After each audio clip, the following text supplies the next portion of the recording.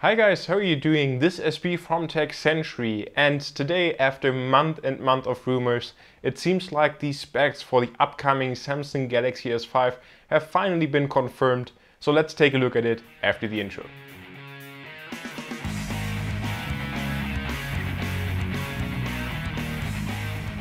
So now before we actually start with the video, I have to say a big shout out to Jose Santana, a good friend of mine, who actually sent me this report. So now let's talk about the Samsung Galaxy S5.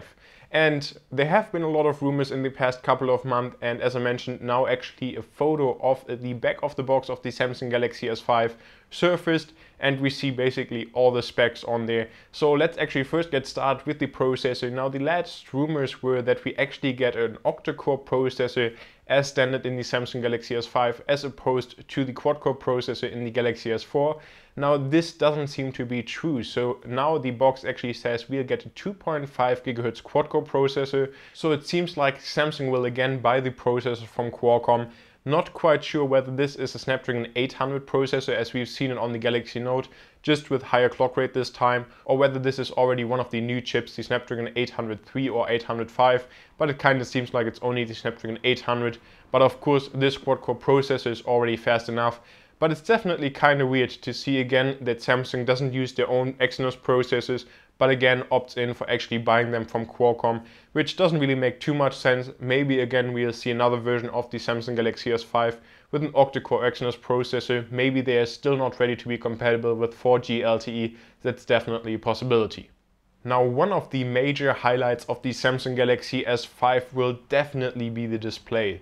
So the rumors that I actually mentioned in my last video just came true. We'll get a 5.25-inch display. So that would suggest that Samsung probably was able to reduce the bezels one more time, because it's unlikely that the Samsung Galaxy S5, at least in terms of raw dimensions, will actually grow. So this 5.25-inch display will again be Super AMOLED. For me personally, I like the exaggerated colors on a Super AMOLED display. I know there are a lot of people that prefer just a regular LCD IPS panel, but the killer here on the display is the resolution. So we'll get Quad HD resolution, so 4x720p, which is 2560 x 1440, the same resolution as you would find on a 27-inch iMac, and above Full HD. So that's definitely a killer display, also known as 2K resolution.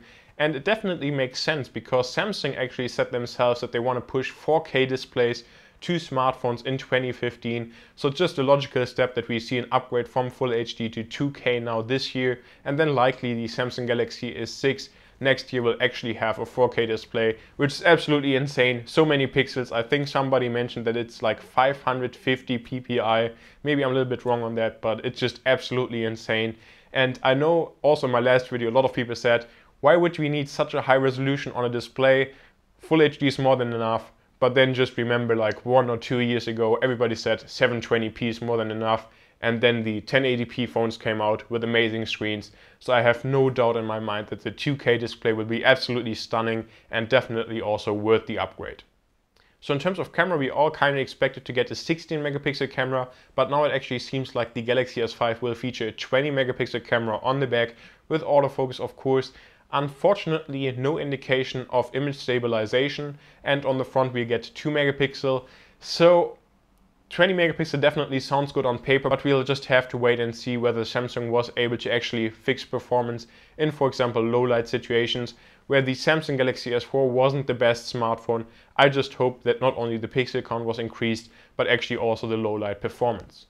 Now in terms of RAM, we'll get 3 GB of DDR3 RAM, so the same as we've seen on the Note 3, and that should definitely be a nice upgrade over the 2 GB that we found in the Samsung Galaxy S4. So not 4 GB yet, but 3 GB should be absolutely fine for a lot of multitasking. So the last spec from the box that I want to mention here in this video is actually the battery. And on the Samsung Galaxy S4 we found a 2600 mAh battery, which is definitely a decent size. Now with the 2K display we actually get an even bigger battery at 3000 mAh, so that's a very nice capacity. We still have to wait and see whether this can actually improve battery life over the Samsung Galaxy S4, or whether the additional 400 mAh actually are just taken off by the display because of this insane resolution. But there's still a little bit of hope that we actually get to see a better battery life. And so these were all the specs from the box, and as you can probably already tell, I'm very excited, especially this 2K display, 3 gigs of RAM, also the 20 megapixel camera gets me excited.